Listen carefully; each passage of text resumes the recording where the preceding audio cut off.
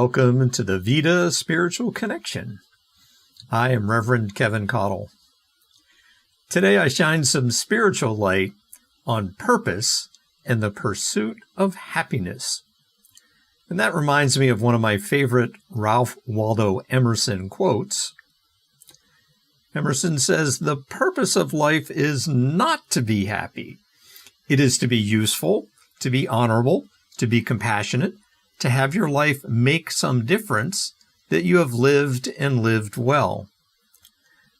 Emerson channels some ancient wisdom that if you intend and focus on being useful and honorable and compassionate, if you intend that your life makes a positive difference in your life and the lives that your life touches, you come more alive in living spirit and are living your best life. As you might guess, happiness is not a pursuit either. Happiness is baked into your spiritual DNA, so there's really nothing to pursue. In general, happiness is revealing and circulating more of your good, more God within. That revelation and circulation begins with learning to discern feelings and emotions. Learning that there is a cause and effect relationship between feelings and emotions. Feelings are the cause of emotions. Emotions are the effect of feelings. Conscious awareness, in any case, and in this case, is empowering, it is liberating, and it gives you options. Happiness is personal to you. This means you must get clear and specific about your happy thoughts, feelings, and intuitions that in turn create your happy emotions. As I have, and you can too, put this whole proposition of pursuing to rest. It's really not a it's not a valid metaphysical endeavor. One can pursue and pursue and pursue, which really makes one good at pursuing. Pursuing puts the thing being pursued always just out of reach. Pursuit is a mentality separate and distinct from attaining or achieving or accomplishing or attuning. Once you have your own concept of happiness, think of your happiness as a train or a plane or a ship. And it's a train of positive thoughts and feelings and emotions. And it's a train on which you choose to travel. Without your own concept of happiness, you're forever running after a train that's already leaving the station. By consciously creating your own concept of happiness, you prepare your consciousness for that happiness. And in so doing, you gracefully arrive at that station just as your happiness train arrives, and living spirit graciously welcomes you aboard for your next light-filled adventure. It might be challenging to create, invent, conceptualize your own version of happiness as the surrounding world constantly tries to impose its concept of happiness on you. If you're anything like me, the outer world version of happiness is a little distracting. It kind of knocks me off that concept of happiness, and sometimes it triggers some unhappiness.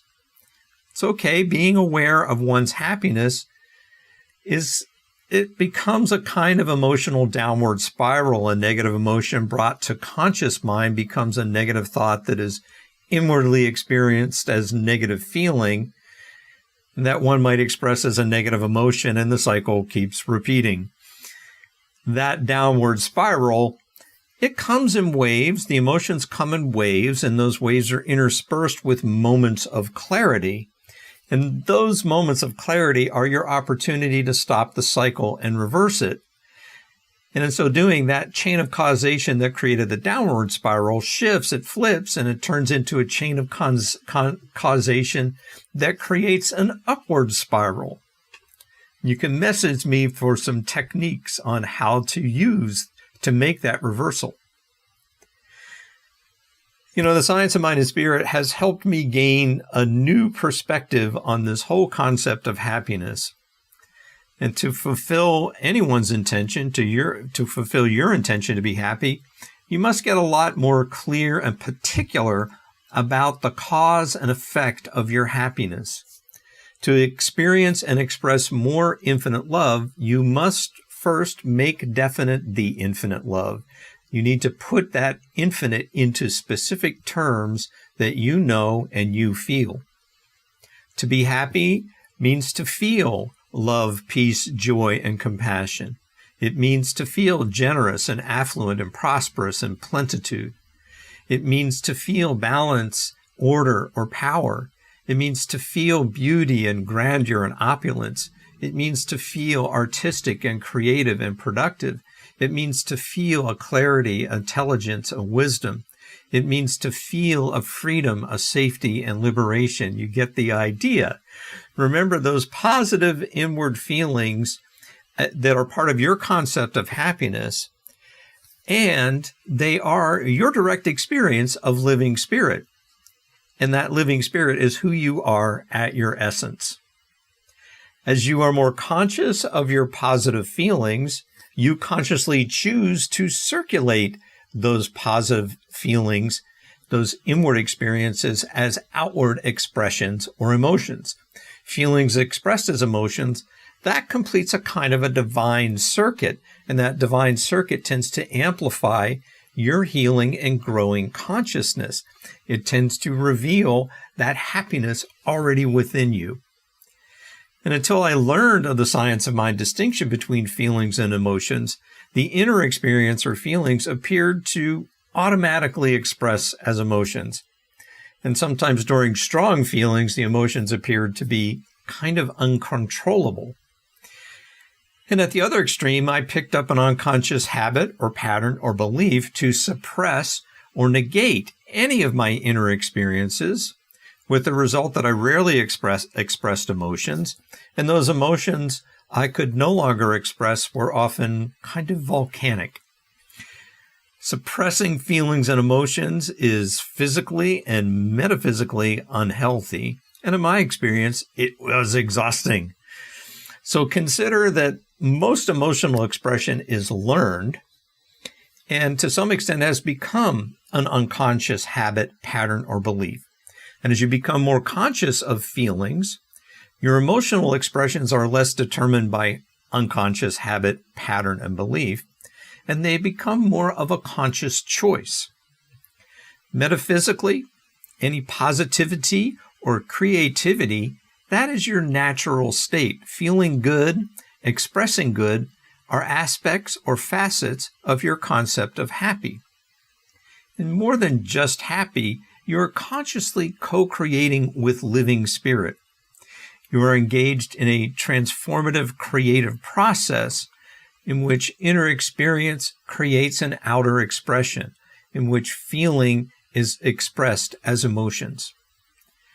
Simply setting the intention to be your concept of happy, you are awakening and activating living spirit within you and surrounding you. The more you have positive feelings, the more you are living spirit. And as you express those feelings as emotions, living spirit is living you. Now that you have a metaphysical approach to feeling and emotion, you can try this science of mind experiment on yourself. Take a few moments throughout the day. Just get quiet and still and notice your inward sensations. Notice your feelings. And as you do, notice maybe what thoughts or ideas or intuitions preceded your feelings. And do the same with your emotion. Take a few moments throughout the day to notice your emotions. And as you do, ask yourself, did you consciously choose that emotion? Or did your habits, your patterns, and your beliefs choose the emotion? Are you able to associate the emotions you noticed to the feeling or the inward sensation that created the emotion? And as Reverend Sunshine loves to point out, when one attaches a thought or a word to a feeling, it's no longer just a feeling. It's both a conscious thought and a feeling. And those together give rise to new thoughts and feelings. And the same is true for emotions. Once you name the emotion flowing in your body temple, it becomes both a thought in conscious mind and an emotion. And in both instances, once thoughts and ideas and intuitions and feelings and emotions are conscious, once you're aware of those things, you are empowered and you have choice. Again, part of your Science of Mind experiment, the Science of Mind and Spirit proposes that you create a mental equivalent of your concept of happiness. Over the coming hours and days and weeks and months, as often as you can, become calm and receptive.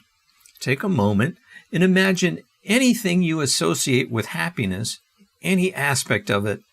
Just allow your imagination to fill you up as if it's already attained, that you've already attuned or aligned or achieved or accomplished this. Just allow that to be already so in your mind. And as you hold all of that in your mind, that activates some aspect of living spirit. You're aligning your local mind with universal mind, and universal mind delights. It celebrates your growth in consciousness. It responds with yes. As the thoughts fill your entire inner vision, those positive feelings arise. You have positive inward sensations, and that is God alive in you. Positive feelings propel your mind and soul and body, and together the thoughts and feelings make all the crooked paths straight, and your journey towards that realization and demonstration is graceful and light-filled. You know, the great 20th century mystic Howard Thurman said, "Don't ask yourself what the world needs. Ask yourself what makes you come alive and go do that.